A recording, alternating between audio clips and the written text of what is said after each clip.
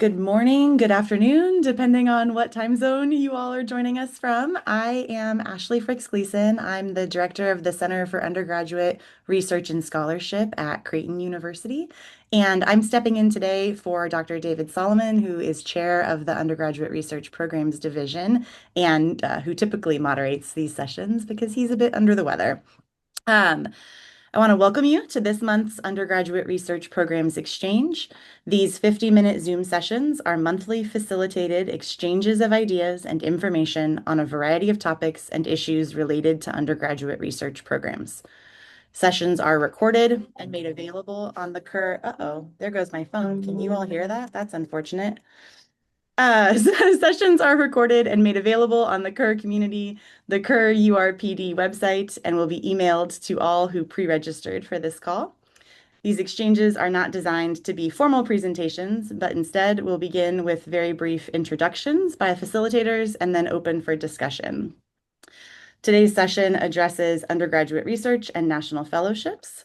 I'm fortunate to have colleagues from two other institutions joining me to help facilitate this session. So first, I'll ask my co-presenters to introduce themselves. Then we'll each speak for a few minutes about our practices, and we'll be sure to leave plenty of time for questions and discussion. So Donna, maybe go first with intros. Sure. Hi, everybody. Happy to be here. And thank you guys for joining us during, at least in Florida, the lunch break. I am Donna Shanley-Veek. I'm the Senior Associate Dean for Undergraduate Research and Prestigious Fellowships at Florida Atlantic University. Happy to be here. Good morning, good afternoon. I want to echo Donna's thanks. I know it's an incredibly busy time and folks can't necessarily take the time out of your day, so we're grateful that you did. My name is Susan Mendoza. I direct the Center for Undergraduate Scholar Engagement at Grand Valley State University. Ashley, did you want me to start? Could you pull up the first slide, please? I can, in theory. Oops, yep, there it goes. Awesome. Thank you so much. So in preparing for the conversation, Ashley and Don and I thought it would be helpful to provide some background information. We recognize that not everyone has worked with fellowships in the same way, and some common language might be helpful. So the first piece is, what are fellowships? And so fellowships are high impact competitive awards. So these are awards that they're not easy applications. They're not simple applications. They tend to be nationally or internationally competitive and require a little bit more guidance. They're from foundations, governments, and organizations. They're not necessarily industry. They're not individual colleges, but there are from particular places and spaces that have individual missions. So each fellowship has a particular goal or a particular focus, and that's reflected in the application process. It also provides undergraduates, graduate students, and alumni incredible opportunities to do things like study abroad, maybe pursue advanced degrees, research international service, and also there are some selective internships. So in our office, we talk about there are three buckets for fellowships. There's the study abroad group. There is the opportunities for undergraduates that are not study abroad. And then also there are opportunities kind of post-graduation. So this would be things like Fulbright and other opportunities. Can you go back, Ashley? Thank you. So I just wanted to highlight on those different pieces. Fellowships are open to. I'm so sorry, Susan. It has a mind of its Totally own. fine. I have it up on another screen. I can totally do this. They're open to both undergraduates and grads. They're also open to all students. So I think that's something in looking at the missions of our three areas, we're focused on supporting all students. They're also really focused on, again, let me go back. I don't know why it's moving. Genuinely, I'm not touching my That's computer. okay. I'm so That's okay. sorry. That's okay. You're good. It's 15th week for us. Everything's going sideways. These also require institutional endorsements. So that's why many areas have fellowship offices, because there is an institutional footprint. And there are also faculty recommendation and faculty recommendation letters that are part of that. There are a few examples here. Another thing I wanted to mention is fellowship advisors are very highly trained. It's a particular type of advising. And if you want to learn more about that particular profession, I encourage you to look at the National Association for Fellowship Advisors. They have an incredible amount of information on their website that's helpful. Okay, Ashley, I'm good. Okay, so where are fellowship offices located? They really are everywhere across campus. It depends on your institution. Small baccalaureate institutions, they're decentralized and dispersed. Larger institutions tend to have focused fellowship offices, excuse me. So they can be located in the provost's office. Oftentimes at your institution, they might be in the honors college, maybe career services or global engagement if it's really focused on international fellowships. We're talking very specifically about the connection between undergraduate research and fellowships and kind of the synergies and the possibilities within that model. Thanks, Ashley. Y'all, I'm acting like I've never used Zoom before. What is happening to my machine this morning? I'm so sorry. There we go. This is me. Okay.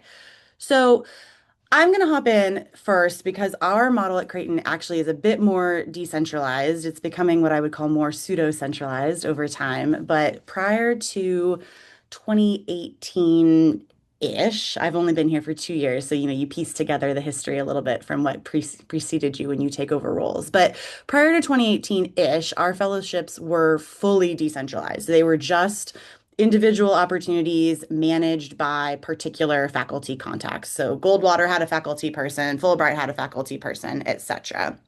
Then in 2018, they became more centralized under our office, under the Center for Undergraduate Research and Scholarship, and were given a name because everything needs an acronym and a name. So it was named SOAR, Scholarship, parentheses, and Fellowship, Opportunities and Resources.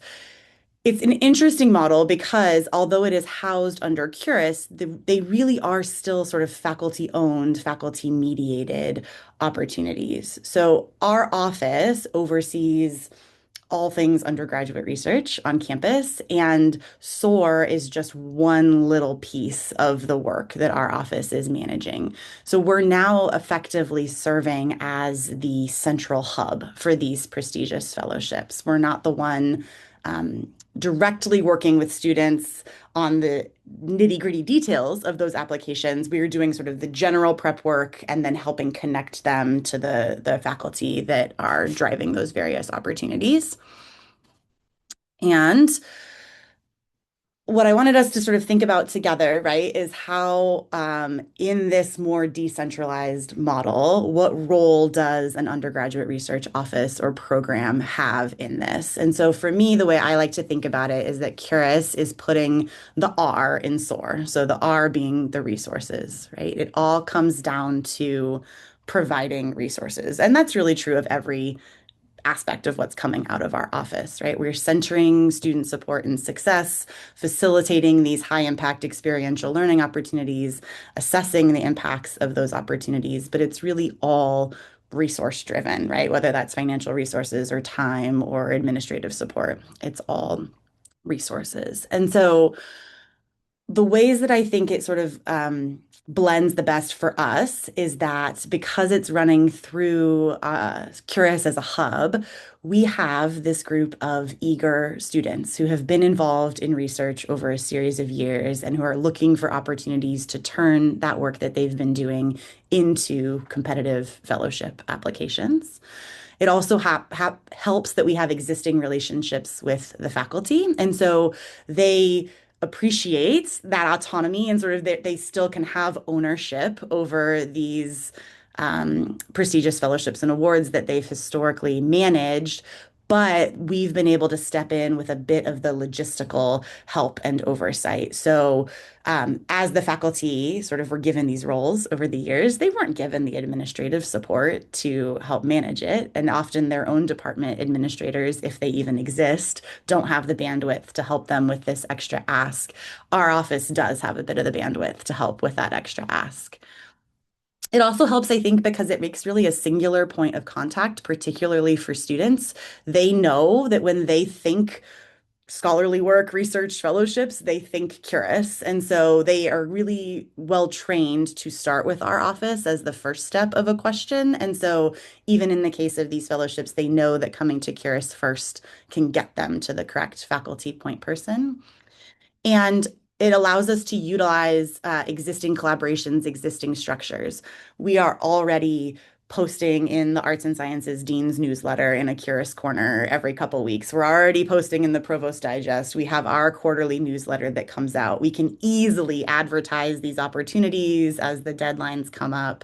Um, we have existing relationships with UCOM for highlighting all of the good undergraduate research that's going on campus. So it's a quick shift. Student gets a fellowship. Next thing you know, they're on the website and there's a story. Having our office as that central hub has really been helpful. I'll just quickly say that challenges include we live in kind of a weird space where we're sort of part service office, part management entity, and particularly with faculty balancing what role am I in for them in this particular moment, right? Am I a pair of hands in a service or am I an administrator with oversight over something related to them can get a little sticky.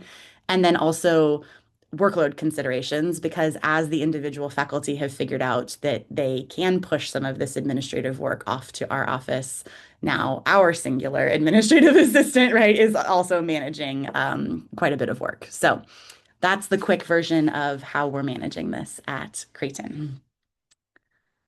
Click us over. There we go. I think I'm on mute.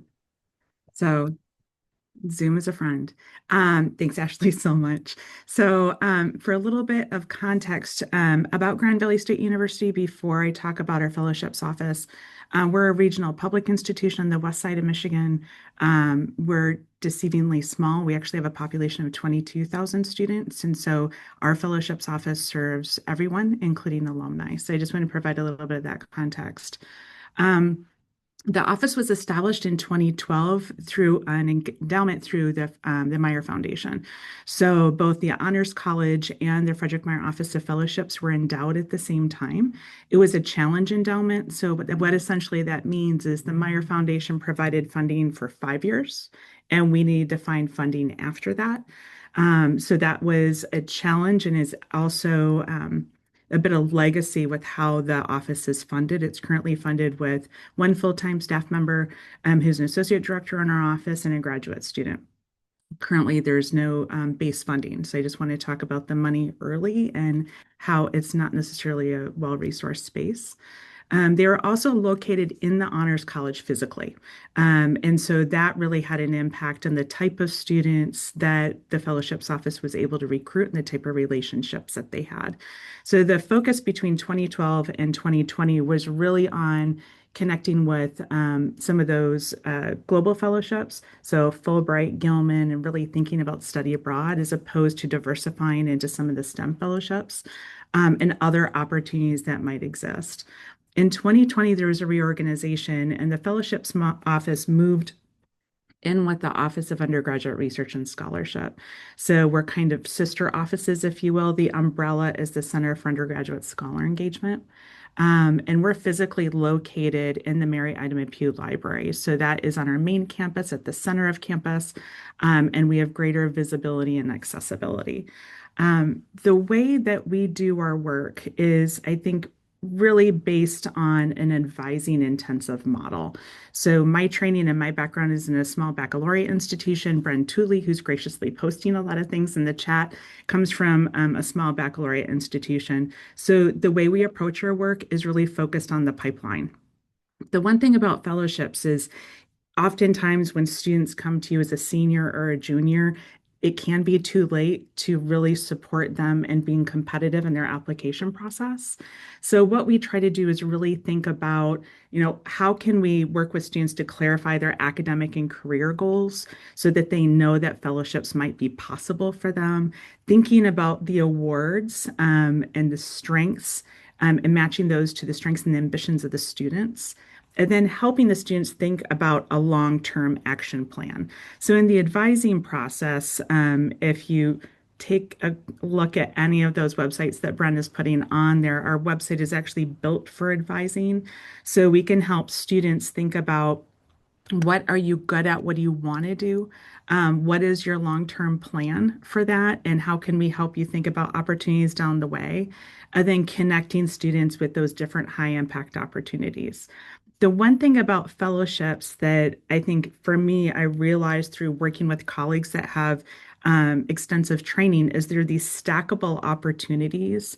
And so undergraduate research is one of those stackable opportunities. And for many fellowships, it's fundamental, right? So a student has to do research extensively to be competitive for the Goldwater, but it's also something that's incredibly helpful if a student is interested in a Fulbright. So that's one piece we think about. And then the latter part is we really work on developing that application and helping students with their reflective skills, helping them think about what do I want to do? How is this fellowship going to help me? And capturing that in the application process. Ashley, if you could flip. Thank you. I'm going to flip on my notes. So the connective tissue for our office has evolved over time. When we kind of moved in together, if you will, with ours and with fellowships, there was a lot of discussion that Bren and I would have about how do we connect? How does undergraduate research connect with fellowships? What's similar? What's different? And trying to make sure that that served as a foundation for the work that we do. And I think our synergies fit into two buckets. One is much more philosophical.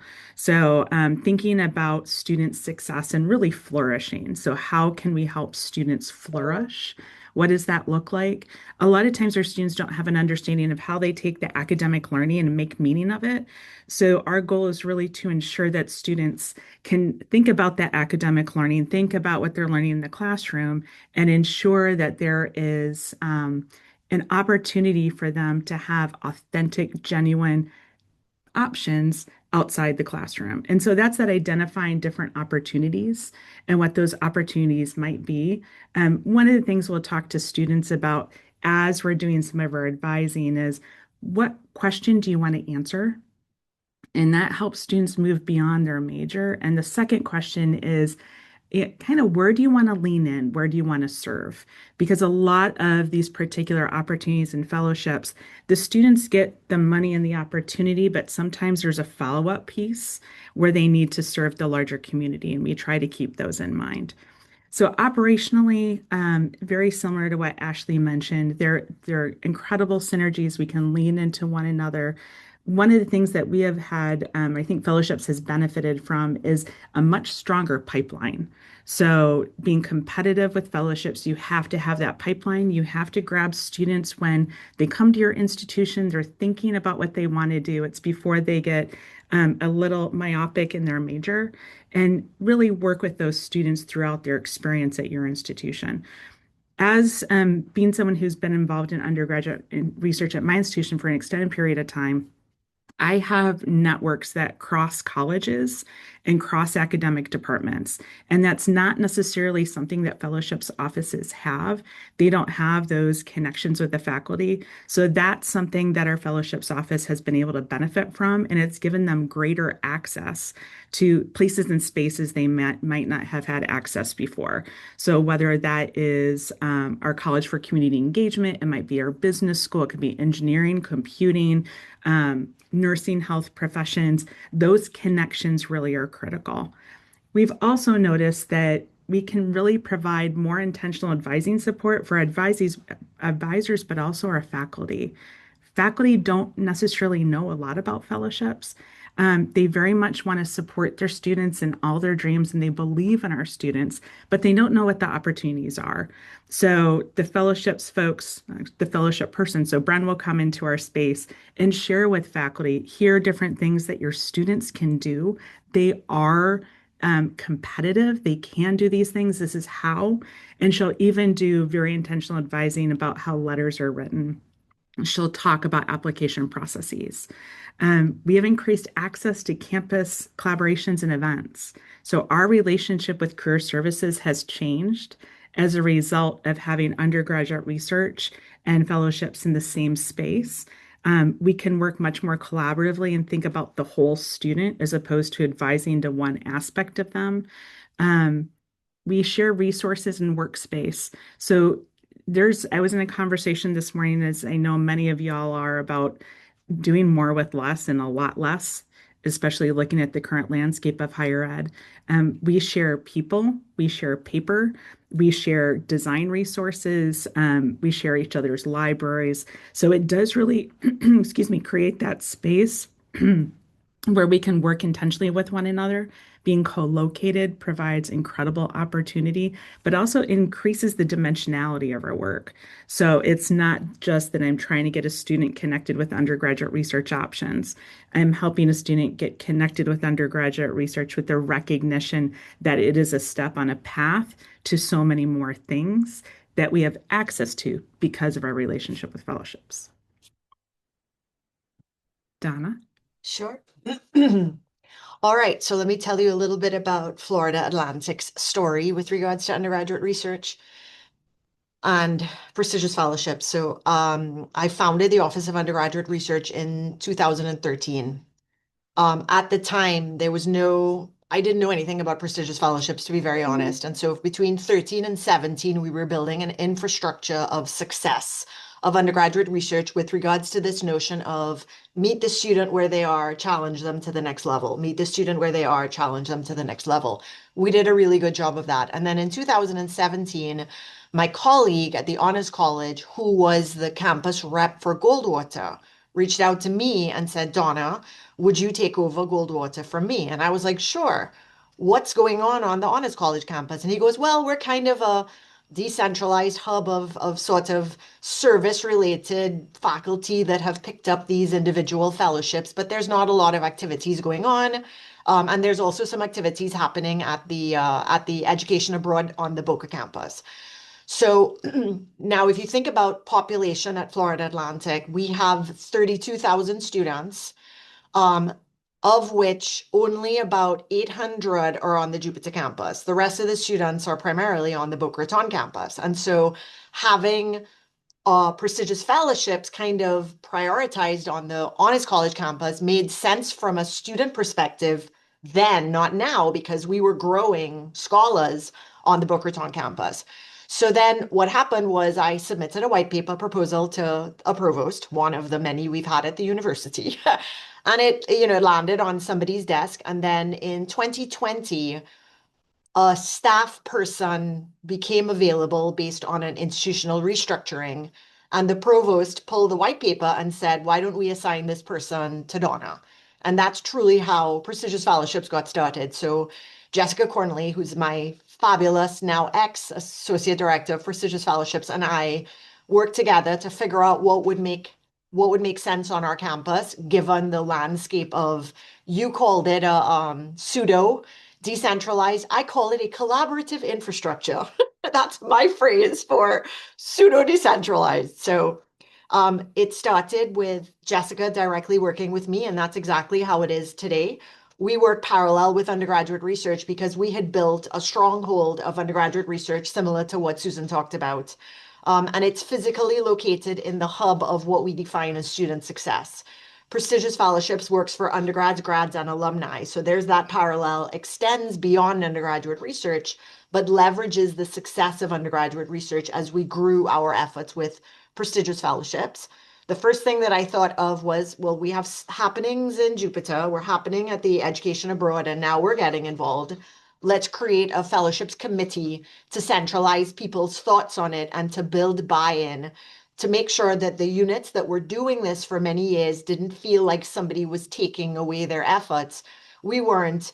Operationally, our goal was supporting all students on all campuses. And I think that resonated well from a thematic approach of the Jupiter people realizing that they were hitting the Jupiter students, education abroad realizing that they were hitting the international population, but nobody was handling the middle group of other low-hanging fruit within the institution. Through a collaboration with the College of Arts and Letters, we acquired a beautiful graduate assistant. Her name is Sarah. She's half supported by the college because they had an exceptionally strong interest in growing prestigious fellowships. And through her and that collaboration, we've begun with critical language scholarship. We got, arts and letters and humanities focused fellowships became one of the priorities of our office, in addition to the research, which I was able to guide because I had taken the lead on Goldwater, which led to NSF GRFP, Noah Hollings, and some of the other sorts of research-focused fellowships. So the objectives of this collaborative infrastructure office is is a focus on outcomes, but celebrating the process, right? It's not just about getting the awards, it's about exactly how Susan articulated it, the evolving learning that students get as having been part of the applications process. That's the learning that happens. It clarifies expectations. It's all of these things that you're looking for within a process which happens to have a tangible outcome and an outline. That's kind of how we balance our efforts with regards to that. Our office serves as the centralized point for all of what Ashley talked about was missing: advising, recruiting, marketing, and meeting students on an individual basis, because each fellowship is unique and each student's story is unique. So to facilitate that, we collaborate with the Writing Center and the Speaking Center, in addition to the 1.5 people that we have managing the office. So that's why we call it coordination. With the campus nominations process, we coordinated that. We coordinated a faculty nomination form and a student intake form. And that helped with what we do well, which is making sure we begin assessing and tracking growth so that we could demonstrate a return on investment to the administrators above me that gave me a person. Similar to what Susan mentioned, the office has no budget. It's staffing and that's it. And so leveraging a centralized office that has a budget has led to be successful and challenging, but overall, it has led to be successful. Next slide. And so let's talk about, I framed it synergies and opportunities.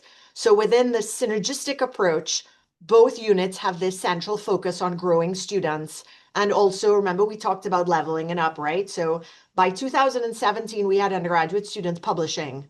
So the next level was regional, national, and prestigious fellowship. So we're raising the bar of the students at all levels, depending on how they come to us. And prestigious fellowships is just a natural growth outcome of what we were building here at Florida Atlantic University. Centralized efforts on professional development, gaps versus overlaps, looking at what your centralized office of undergraduate research offers and adding in only gap professional development opportunities cleans up who's doing what and limits time and effort for everybody doing everything at the same time. So that's a really great synergistic approach. We outreach, similar to what Ashley said, there's a centralized portal for outreach. So we leverage that within our centralized office. Our college connections are beyond fabulous, similar to what Ashley and Susan said. And we have these faculty members that have committed not just to undergraduate research, but that understand that scholarly activity and excellence comes in all forms. And that's the central focus of what we try to get, tying back to what Susan talked about, accessibility. Not just these honest students, but these eager students that are willing to try and practice and not be afraid to work through the process with this determination that we look for when we look for a good future scholar. Here are some opportunities. Undergraduate research obviously provides a natural pipeline of highly motivated students, but you need to be meaningful in the pathways to make them fellowship ready. It doesn't happen. So you need to find them, and I'm going to use the word groom, but you know what I mean, nurture, but deliberate and explicit, aligned with talking to faculty. Your student might be a good Goldwater scholar 3 years from now. You know, your student expressed interest in this. Have you considered talking to her about MD, PhD instead of just MD? Have you spoken to this student about these fellowships? Have you ever heard of UDOL? Did you know your student is a public policy advocate, blah, blah, blah. And so getting to know the students and working with the faculty, we work as teams to encourage them to think beyond their wildest dreams, to elevate them to the next level. Joint programming and marketing, absolutely, but exposing scholars to opportunities they had never considered. Susan mentioned, nobody knows, faculty don't know about prestigious fellowships, students have no clue.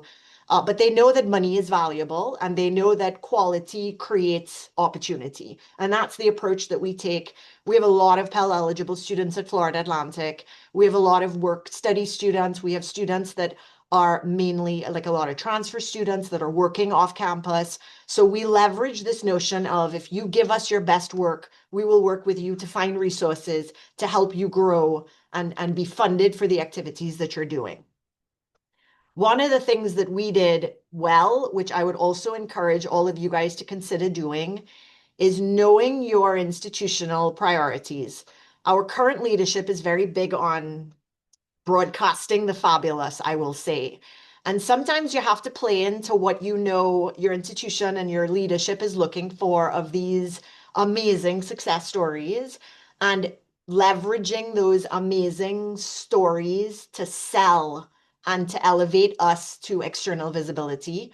FAU just got R1 status and we are capitalizing on that and we're saying the argument is it wasn't just graduate and faculty level research that got us there. It was the strength of our undergraduate programs. And here are the evidences to show. And the institution has bought into it, which is true because it is true. It's not because we're fudging.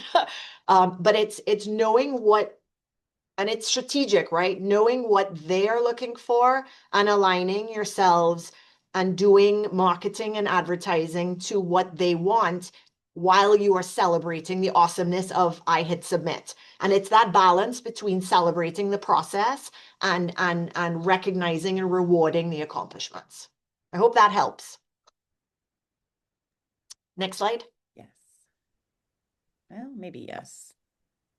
There it goes. So there are dozens and dozens of fellowships. Every day we hear about a new one.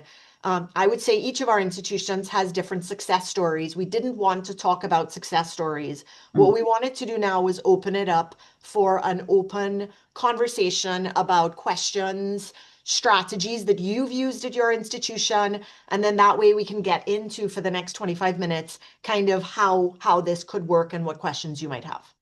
Yeah. So if you could, we could stop I was gonna sharing. say, I think I'll stop share. Yeah, so we can Yeah. see folks' faces here. There we And go. this is an informal group, so if you want to just unmute or raise your hand, whatever you guys want. I'm just gonna check the chat quick, make sure there's nothing hiding there. No. Laura. Hi there. Thank you so much for your sharing your information with us. I am a new advisor on campus. We're starting a brand new program. And so we are starting from scratch. And my question to you is, what is your advice for me as I start from scratch a program on our campus? How should I go about doing this? What should I focus on? Say, maybe do we do it in phases and we do this, and then as we get that figured out, we do this, and as we get that figured out, we do this.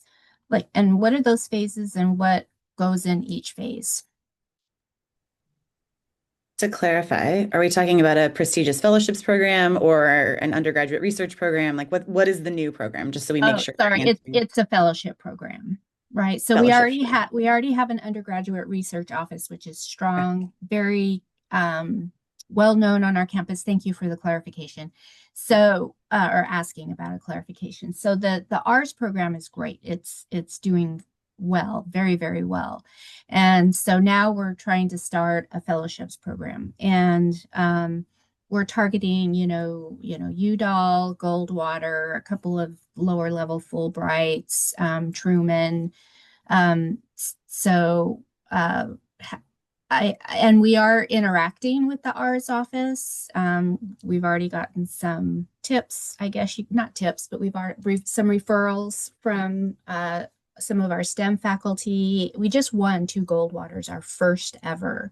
And I didn't do that. The Honors College director did that. But anyway, so I just need some advice on how do I get this thing off the ground? Yeah. Ashley, did you want to start?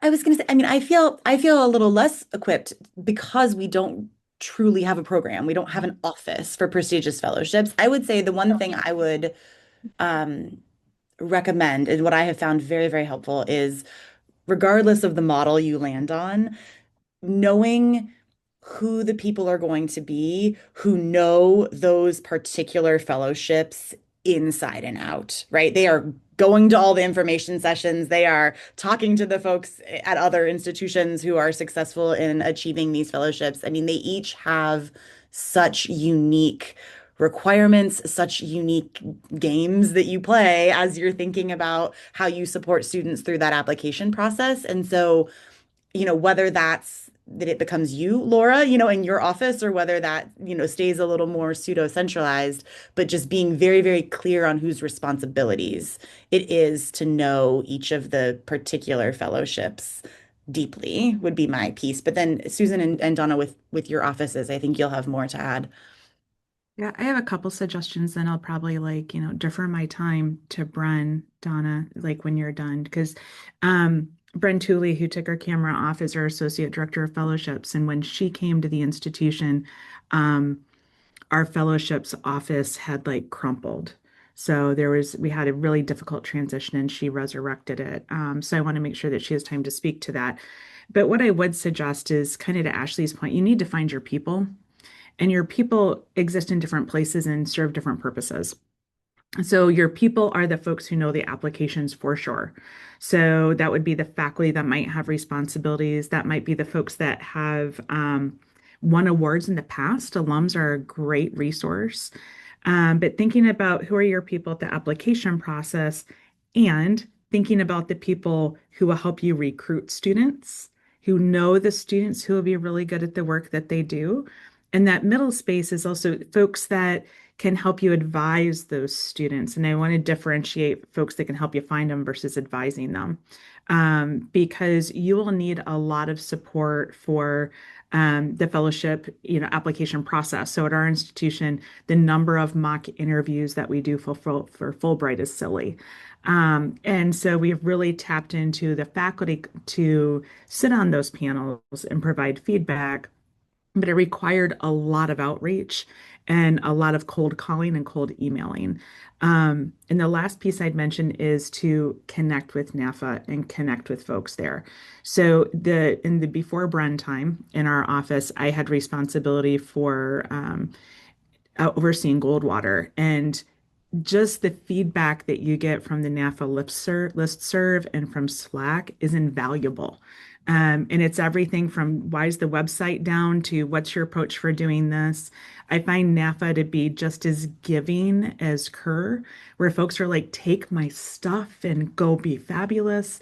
So it is a really good resource to begin. And I would connect there. The only thing that I would add would be knowing your institution's low-hanging fruit. It's strategic for you to pick fellowships that you know you want to start off strong. That's how we've always approached it. So, for example, roads, that's the unicorn. That's not the one that I would focus on. Truman, very difficult to get. So, but for that, you need to be able to know the strengths at your own institution to be able to make those decisions about what you believe the low-hanging fruit is. And that would be leveraging your relationships with the Honors College. Clearly, you all have expertise in Goldwater, so I would strongly encourage you to run with that. We've done that at FAU. But look for other pockets of success. I'll give you an example.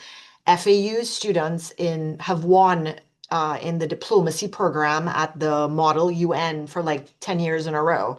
So I had to learn what that was to be able to pay backwards what other fellowships would that group of students be eligible for. So I think to answer your question, the only thing that I would add would be looking to see where success and excellence is occurring at your own institution and leveraging that knowledge to pick fellowships that could be achievable. Brenda?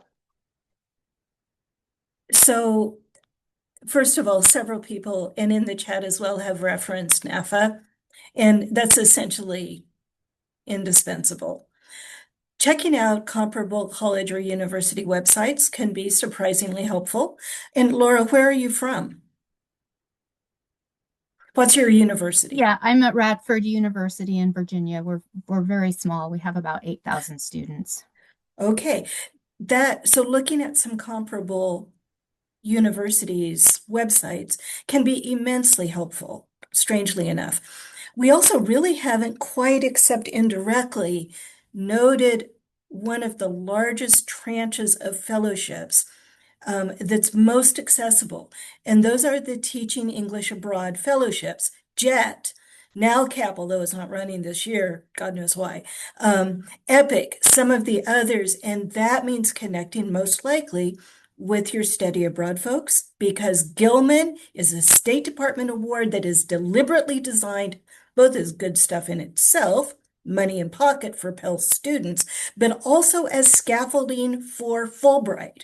And the primary track for many students who are looking at Fulbright is not the SR, which is incredibly competitive almost always, but the ETA, which opens doors, high impact. We consider Peace Corps another fellowship. So looking at those opportunities, CBYX as well, which is Congress Bundestag, the US and Germany. There's a whole set of incredible opportunities for young leaders who are civically engaged and public service minded. Thank you so much. I appreciate it. Great advice. Other questions? Things we can address? Or models. Yeah, please feel free to chime in with what it looks like at your institution, or, examples of wins, examples of challenges that you faced. That's really the goal of these conversations. I'm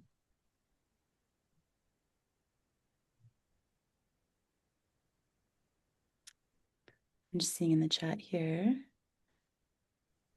Yes, agreed, Tim. Yeah, Claire, sorry, was that a hand? Yeah, I was just going to share, so at Ohio State, we have a unit called Academic Enrichment. And so I am the program director for high impact practices in this area. I oversee our fellowships office and our undergraduate research office. And there is a parallel team to me also in this unit, which oversees our honors and scholars programs. So we are kind of all closely linked together and collaborate together, and they can send really good honors students to us. We all work in the same building, this cute little house in my background. We we still have some work to do about like the pipeline of students with our undergraduate researchers, since that's such a bigger group, whereas our honors students are a smaller cohort that have a lot more programming that's like centralized. But I think that really helps that we are all kind of, the staff all works together and can really share that all that information. And we have one communications team who can be like, oh, you sent me this announcement about event, I should also put that in the honors newsletter and this other newsletter, and when I send it to arts and sciences, I'll send that as well. And so yeah, that's been really helpful to us, is that tapping into the network and joining forces, just like you guys have been saying, of sharing resources and going to the folks who also work with the same students who are going to be your go-tos year after year for these things.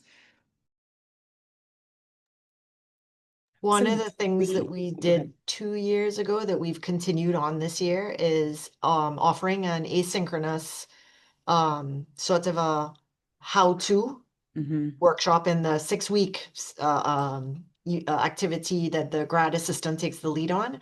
And so if you can identify some eager students that want to get a head start on a fellowship, that was one thing that we did that doesn't require a lot of effort. We do, I think, 3 touch points of in-person, but the rest of it is module-based asynchronous that gets them to walk through, establishes like a first draft of a statement of purpose or personal statement, and then we leverage the people that are in the group to review.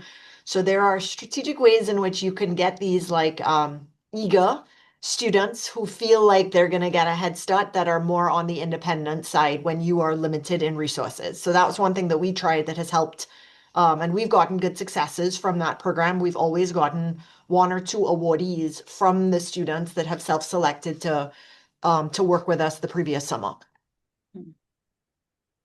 That's an interesting model, Donna. I like that. I'm always so deeply envious of folks that share physical space with these other offices. What a treat to be able to just easily interact with, the folks that are doing this work alongside you. That's so wonderful. Um, I feel like I learned a lot, and I was supposed to be one of the folks leading this conversation. Yeah, Patricia. Good morning from California. Thank you for this super insightful session. I'm learning a lot. I'm relatively new in my position, and we don't have this type of office. So I'm trying to partner with faculty. The one question that I have for you is I kind of I wonder how or if you have any suggestions on how to scaffold the development of these type of applications in the specific case of kind of low income first gen. I'm talking about students who don't have this, agency or capital to put together competitive applications. So I'm curious again if you have any suggestions on how to work with this population. I think one of the pieces to start with is fellowships have a reputation for being really like the honor student, right? And students have a hard time seeing themselves as being competitive. And what we found helpful is to kind of recast that for students and to talk about kind of success stories that are designed for potential applicants or folks on our pipeline. Because one of the things that, anecdotally that I've noted over the years is the most unlikely students are the ones that get the awards. They have a really cool story. There's something that they're passionate about. They've been consistent and they're not following kind of the script. They're following their own script or their own passion, whatever that is. And it really is more about that authenticity and synergy than anything else. And so, in working with first gen low income students, we've done a lot of work with McNair. It's really helping students understand that these opportunities are designed for them. Like you're the student they want. So kind of going back to Gilman, like they're looking for a particular kind of student to be part of Gilman and talking about what is the goal of the foundation, what do they want to see. That's kind of been rewarding. We've gotten a lot of positive feedback from students where they start seeing it. And it's also working with instructors that might teach first year students where it might be connecting with academic advisors, Office of Multicultural Affairs, your LGBTQ Resource Center. And I recognize not everyone has those resources right now, but the spaces in which those students gather.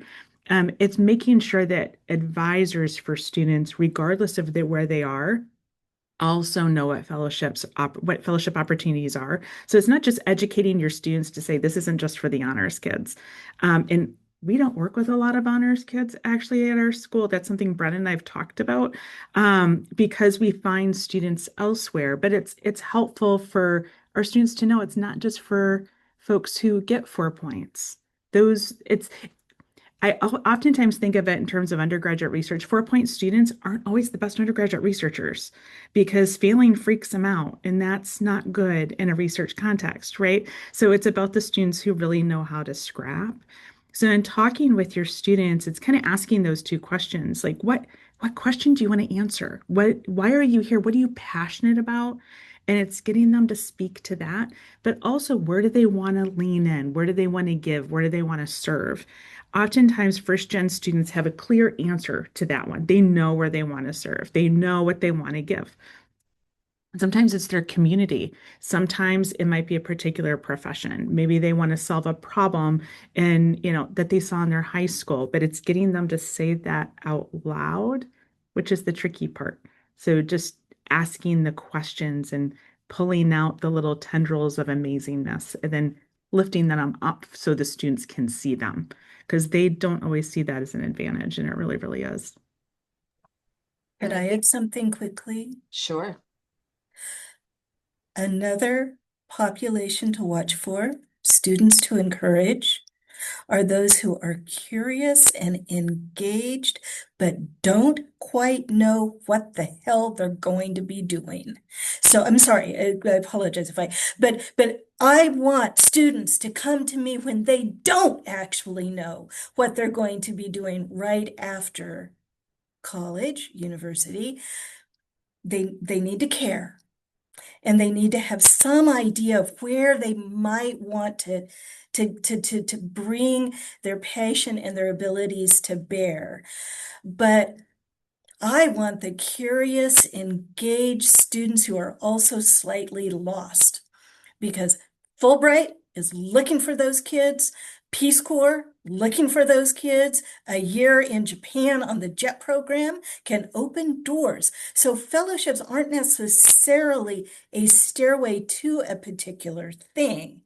They can be a door that opens that also gives students time to continue to find themselves. And those can be incredible candidates. I'll just add from an operational standpoint, what has worked for us is establishing timelines for them, goals to meet as they grow, as they apply, but articulating the value of the timeline is not the finish line, it's the process. And so that takes the edge off of what the expectation is. And Patricia, getting them to know and understand that we're in it for them, not outcomes. And I think building that relationship helps them because, yep, something small can lead to something bigger. Exactly. Even if they accomplish a very good personal statement and they don't get the full application in, we celebrate that and we say, look at what you've done. Look at how beautiful this document is. And it takes the edge off because then we're collecting pride and then they live the pride. And that's kind of how, that's what I would add.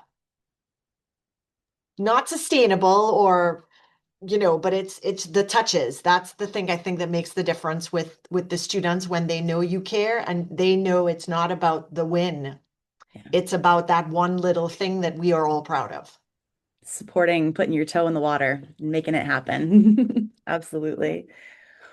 I promised David that I would keep us under the top of the hour so that folks can head off to their top of the hour meetings. And so I'm going to thank everyone for participating in today's URP exchange. Many thanks to my co-facilitators, my wonderful colleagues. And just a quick note that we're going to be taking the summer off from these monthly exchanges. This is the final one of the academic year. And we hope that you will join us again in September when we kick off the third year of the URP exchanges. So best of luck as you all finish up the ends of your terms. Good luck with the April-May chaos and hope you have a great rest of your day.